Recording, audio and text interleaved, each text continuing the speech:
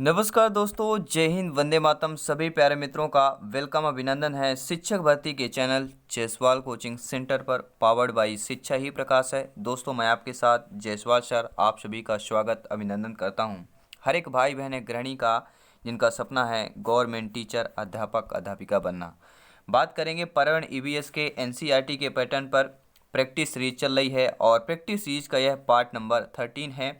और इस practice series part number 13 में हम 25 महत्वपूर्ण एनसीईआरटी के पैटर्न पर क्वेश्चन करने वाले हैं, जो आपके सिलेबस एग्जाम पैटर्न के लिए, सिलेक्शन के लिए बहुत ही इंपॉर्टेंट होने वाले हैं। तो चलिए शुरुआत करते हैं पहले प्रश्न की।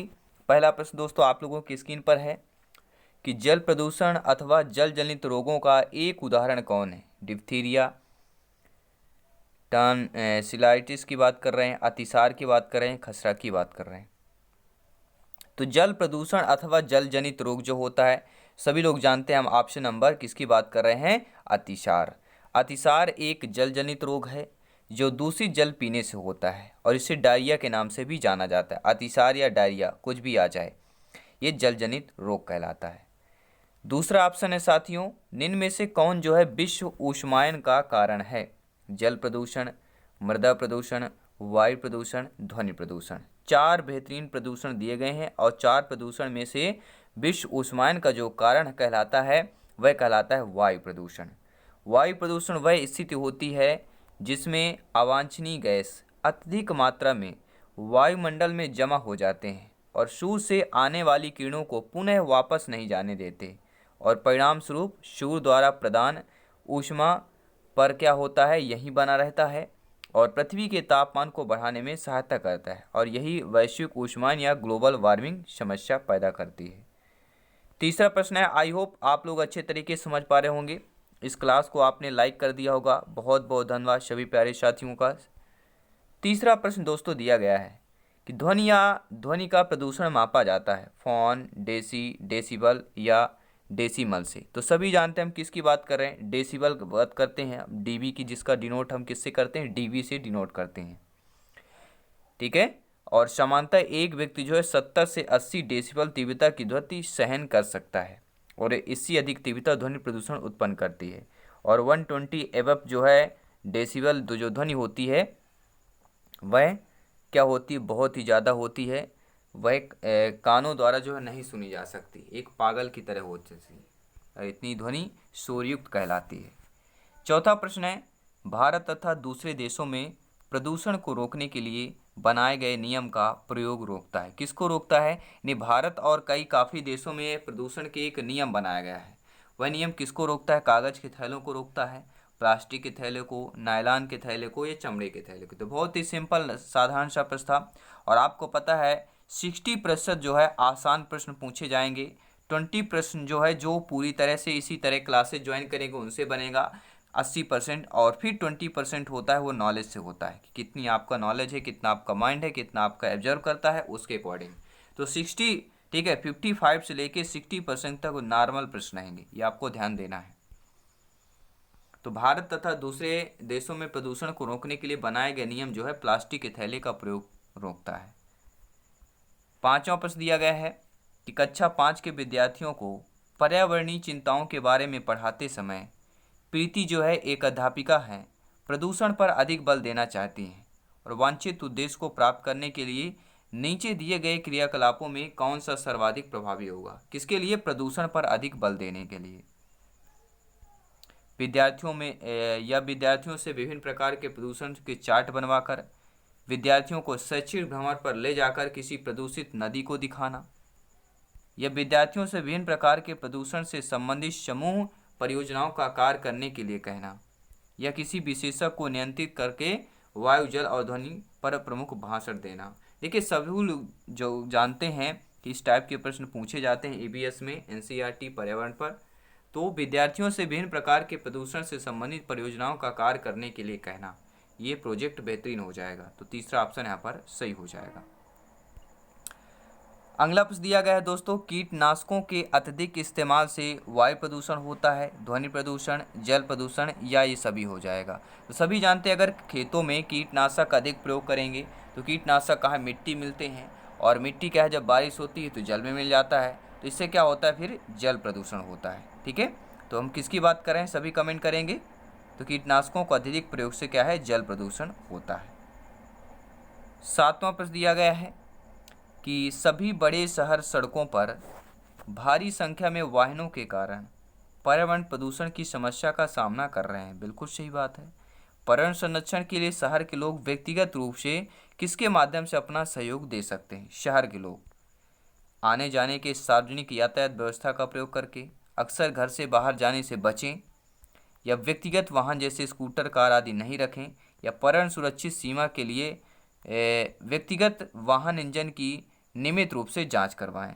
तो राइट ऑप्शन क्या होगा कि आने जाने के लिए सार्वजनिक यातायात व्यवस्था का प्रयोग करना चाहिए। किसके लिए? वायु प्रदूषण को रोकने के लिए एक शहरी व्यक्तियों के अंतर्गत किसके माध्यम से अपना सहयोग दे सकते हैं? तो वह आने जाने के लिए सार्वजनिक यातायात व्यवस्था का प्रयोग करके माध्यम दे सकते हैं। 8वां प्रश्न दिया गया है कि वायु प्रदूषण प्रकरण पढ़ाने के लिए 4 अलग अलग विज्ञान शिक्षक 4 तरह की शिक्षण पद्धतियों का प्रयोग करते हैं। मान लीजिए आप लोगों की नियुक्ति होती है, अध्यापक अध्यापिका बनते हैं, 4 ऐसे शिक्षक जो 4 तरह की शिक्षण पद्धतियों का प्रयोग करते हैं अलग अलग। इनमें कौन सी पद्धति जो है सबसे ज़्यादा जो है उचित हो जाएगी? विद्यार्थियों को वायु प्रदूषण पर वृत्त चित्र दिखाकर विद्यार्थियों से कहना कि वे दीपावली से पहले और बाद में वायु के नमूने इकट्ठे करें और उनकी गुणवत्ता अध्ययन करते हुए उनके निष्कर्षों का सारणीकृत करें, या विद्यार्थियों को पाठ्य पुस्तक में प्रकरण का सस्वर पठन के लिए कहना। देखिए, सस्वर पठन करने से ये नहीं होगा, वायु प्रदूषण वाला नहीं होगा, तो गलत हो जाएगा। प्रकरण पूरा करने के बाद अभ्यास में दिए गए सभी प्रश्नों को उत्तर लिखवाना, तो ये भी गलत है। राइट ऑप्शन ये होगा 4 तरह के अलग अलग शिक्षक हैं, लेकिन जो शिक्षक, जो अध्यापक अध्यापिका शिक्षिका ऑप्शन नंबर बी करेगा, यानी विद्यार्थियों से कहेगा कि वे दीपावली से पहले और बाद में वायु के नमूने को इकट्ठा करें, यानी दीपावली के पहले वायु के नमूने को इकट्ठा करेंगे। दीपावली होगी, पटाखे उड़ाके बहुत सारे होंगे, ठीक है, इससे क्या होगा, वायु में प्रदूषण होता है। फिर इसके बाद दोनों गुणवत्ता का अध्ययन करें, फिर निष्कर्ष निकालकर सारणीकृत करें। तो ये सबसे बेस्ट हो जाएगा किसके लिए? वायु प्रदूषण प्रकरण को पढ़ाने के लिए। अब बात करेंगे दोस्तों 9वें प्रश्न की कि रानी अपने घर का कूड़ा नीचे दर्शाए गए तरीकों से 2 ढेरों में अलग करती है। तो रानी जो है 2 ढेरियों में कूड़ा किस आधार पर अलग अलग करती है? 2 ढेरों में डालती है, वो किस आधार पर डालती है? एक दुर्गंध या दुर्गंध रहित, अपघटित होने वाला या अपघटित नहीं होने वाला, पुनः चक्रण किए जाने वाला, पुनः चक्रण नहीं किए जाने वाला, घरेलू कचरा या औद्योगिक कचरा। तो एक रीना, एक जो महिला है जो अपने घर में कूड़ा में 2 ढेरियों में डालती है, वो ढेरू है एक अपघटित होने वाला कचरा और दूसरा है अपघटित नहीं होने वाला कचरा। ठीक है, जैसे अब आप गाड़ियों में देखते होंगे 2 रहता है, एक गीला कचरा एक सूखा कचरा, 2 खंधे बने रहते हैं, उसी टाइप से। 10वां प्रश्न है, दुर्गा एक गांव में रहती है और लकड़ी या गोबर के उपले का ईंधन इस्तेमाल करते हुए चूल्हे पर खाना पकाती है।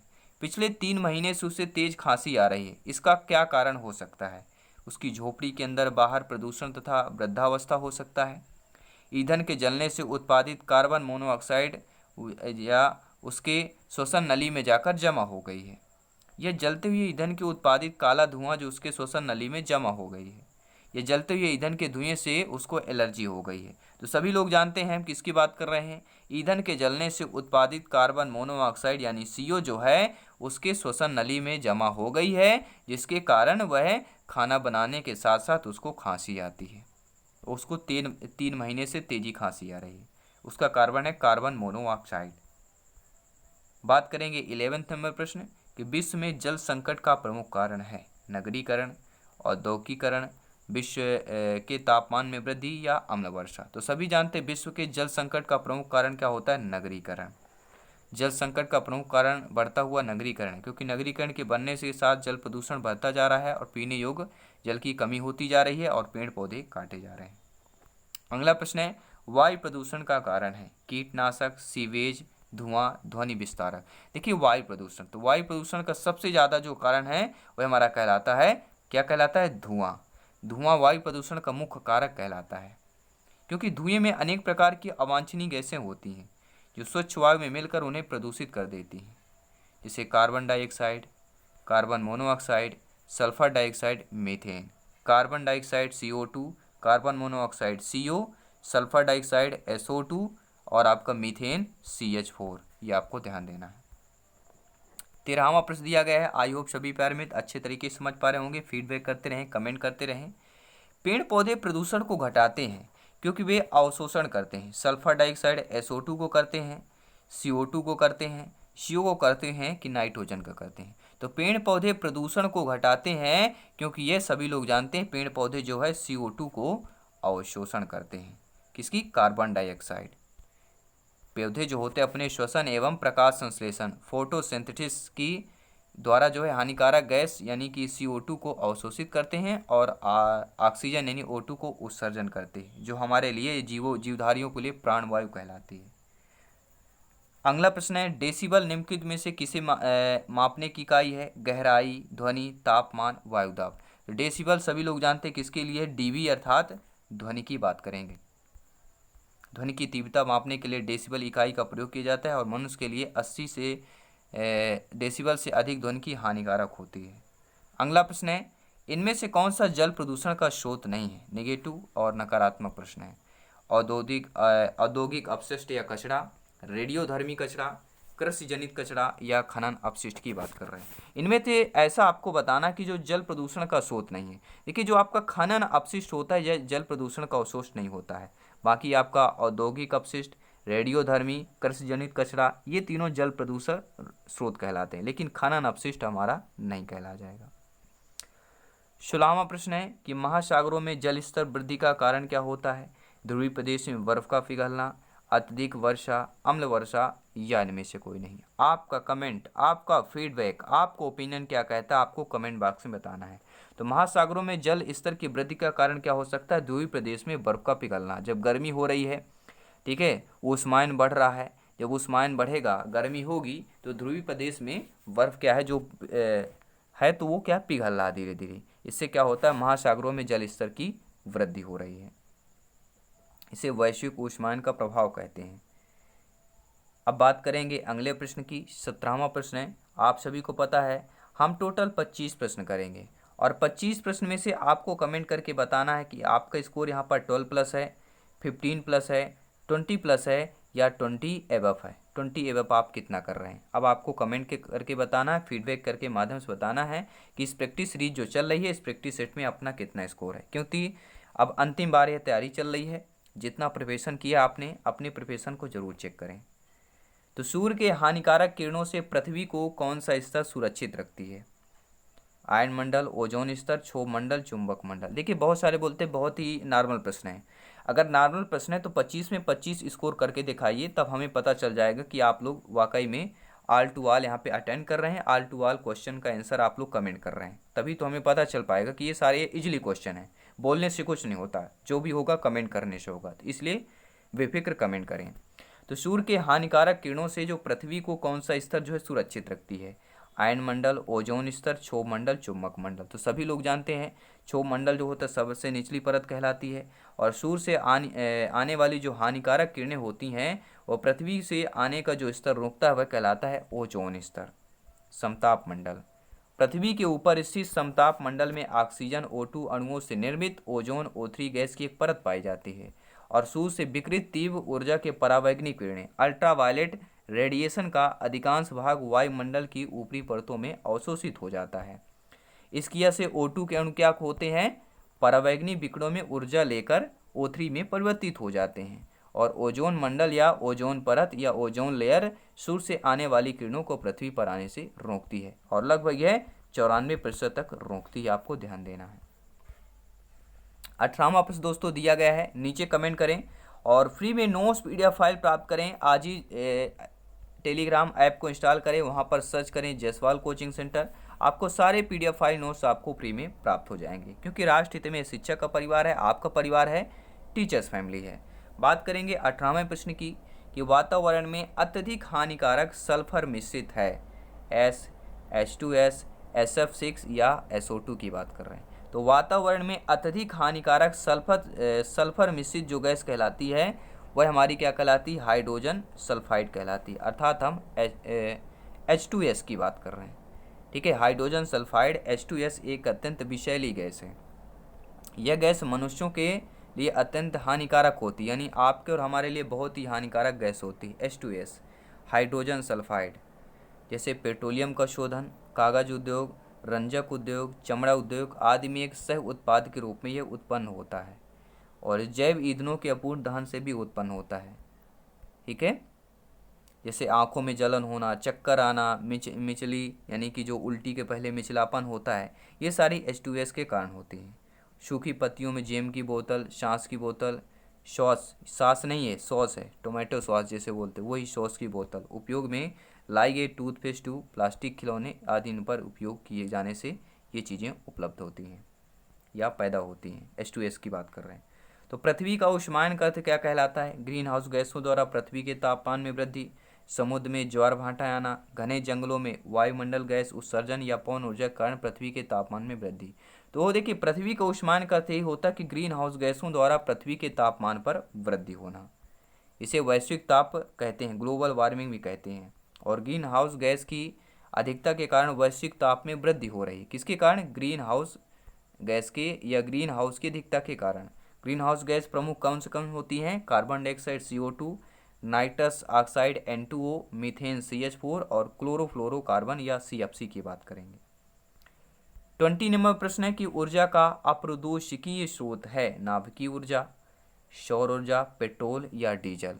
देखिए सभी जानते हैं ऊर्जा का प्रदूषकीय स्रोत नहीं, अप्रदूषकीय स्रोत। तो अप्रदूषकीय स्रोत कौन हो जाता है? हमारा हो जाता है सौर ऊर्जा। ऊर्जा का अप्रदूषकीय स्रोत सौर ऊर्जा है, क्योंकि सूर्य की किरणों से किसी प्रकार का प्रदूषण नहीं होता है। सौर ऊर्जा एक प्रकार की गैर परंपरागत नवीकरणीय ऊर्जा है। तो गैर परंपरागत नवीकरणीय ऊर्जा वे होते हैं जिससे कोई प्रदूषण उत्पन्न नहीं होता है, और इस ऊर्जा का उपयोग खाना बनाने, सौर कुकर द्वारा पानी गर्म करने, प्रकाश उत्पन्न करने और बिजली बनाने में किया जाता है। 5 प्रश्न और करने वाले हैं, 20 प्रश्न कर चुके हैं, 5 प्रश्न करेंगे, टोटल 25 प्रश्न यहाँ पर कंप्लीट करेंगे। अगला प्रश्न है, मिनी माता रोग प्रदूषित जनित रोग है जो जिसका परिणाम है समुद्र में बिखरे तेल का, वायुमंडल में आर्सेनिक जमा होने का, औद्योगिक पारा अस्पष्ट जो है या अपशिष्ट को पानी में छोड़ने का, या मनुष्य के कार्बनिक अपशिष्ट को पानी में छोड़ने का। तो सभी जानते हैं मिनी माता रोग किससे संबंधित है? औद्योगिक पारा अपशिष्ट को पानी में छोड़ने का संबंधित है। यह पारा औद्योगिक इकाइयों द्वारा अपशिष्ट के रूप में पानी में मिल जाता है और दूषित जल के पीने से मनुष्य को मिनी माता रोग ग्रसित हो जाता है, और इस प्रकार बीमारी सर्वप्रथम जापान में देखी गई थी। तो मिनी माता रोग जो एक बीमारी है, ये सर्वप्रथम कहाँ पर देखी गई थी? तो जापान पर देखी गई थी। 22वां प्रश्न है, अम्लीय वर्षा से ऐतिहासिक इमारतें तथा मूर्तियों का संक्षारित या क्षरण होना कहलाता है। Dry deposition, stone leprosy, aerosol या इनमें से कोई नहीं। तो अम्लीय वर्षा से ऐतिहासिक इमारतें तथा मूर्तियों का संक्षारित या क्षरण होना स्टोन लेप्रोसी कहलाता है।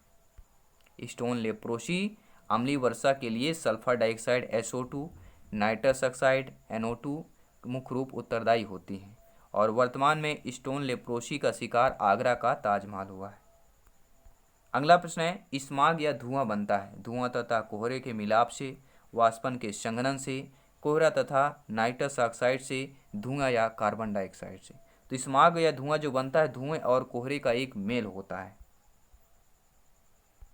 जो से कोहरे के टाइम पर जो है संपर्क जो है कारखानों से जो चिमनियों से निकलता एक गंधक होता है, वो कोहरा का जहरीला जानलेवा हो जाता है मिलने के कारण, और इस तरह के जहरीले कोहरे को धूम कोहरा या स्मॉग या काला कोहरा भी कहते हैं। स्मॉग वायु प्रदूषण की वह अवस्था है जो धुएं और कोहरे से निर्मित होती है। इस अवस्था को दृश्यता क्या होती है? कम हो जाती है, यानी दिखाई कम देता है। अगला प्रश्न है, ओजोन परत सूर्य से आने वाली जो है किन किरणों को रोकती है? अवरक्त, एक्स, पराबैंगनी या इनमें से कोई नहीं। तो सभी जानते हैं हम किसकी बात कर रहे हैं, पराबैंगनी किरणें की बात कर रहे हैं। ओजोन परत से आने वाली किन किरणों को रोकती है? ओजोन परत जो है सूर्य से आने वाली पराबैंगनी किरणों को रोकती है। 25वां प्रश्न देख लेते हैं स्क्रीन पर कि निम्नलिखित में से कौन सा जो है ऊर्जा का स्रोत कभी पर्यावरणीय प्रदूषण नहीं करता है? जी हाँ, ऐसा स्रोत बताइए ऊर्जा का जो कभी भी लाइफ टाइम पर्यावरणीय प्रदूषण नहीं करता है। नाभिकीय ऊर्जा, सौर ऊर्जा, कोयला, पेट्रोलियम। तो सभी जानते हैं नाभिकीय ऊर्जा, कोयला, पेट्रोलियम, ये प्रदूषण क्या है करते हैं। लेकिन सौर ऊर्जा, हम बात करें ऑप्शन नंबर बी की, निम्न इनमें से सौर ऊर्जा का स्रोत कभी पर्यावरणीय प्रदूषण नहीं करता है। तो बी ऑप्शन सही हो जाएगा। तो ये रहे दोस्तों आज के महत्वपूर्ण 25 प्रश्न। अब आपको कमेंट करना है, जो बोलते हैं कि आप इजीली प्रश्न करते हैं, इजीली सेट लाते हैं, तो 25 में 25 स्कोर करके दिखाइए। और मैं इसके जो नेक्स्ट प्रैक्टिस सेट करेंगे उसमें बताऊंगा कितने लोगों ने 25 में 25 कमेंट किया है, कितने व्यूज पर कितने लोग कमेंट करते हैं। पहली बात तो आप लोग कमेंट ही कम करते हैं, ठीक है, कमेंट कीजिए तभी तो पता चल पाएगा कि आप 25 में 25 कर पा रहे हैं, आपको इजीली क्वेश्चन लग रहा है, ठीक है, क्योंकि यह प्रैक्टिस सेट है। प्रैक्टिस सेट में जो आपने प्रिपरेशन किया उस पर अब आपकी ये तैयारी हो रही है, कितना आप लोग स्कोर कर पा रहे हैं, वो भी आपके सिलेबस के अकॉर्डिंग, आपके एग्जाम पैटर्न के अकॉर्डिंग हो रहा है, ठीक है। तो सभी यहाँ पे ध्यान देंगे, और जो भी जीके करंट अफेयर से अपने स्टेट से संबंधित वहाँ से 2-3 प्रश्न जरूर आएंगे। करंट जीके जो रहेगा उसको जरूर आपको ध्यान देना है, जो भी, ठीक है, मंत्रिमंडल से संबंधित 2-3 प्रश्न पूछे जा सकते हैं, तो वहाँ से आपको तैयारी करके रखना है। बाकी तैयारी यहाँ पे चल ही रही है, और सारी क्लासेज आपको फ्री ऑफ कॉस्ट मिली रही, क्योंकि राष्ट्रहित में आपका अपना परिवार है। जल्दी मिलेंगे नेक्स्ट क्लास पर। धन्यवाद सभी का।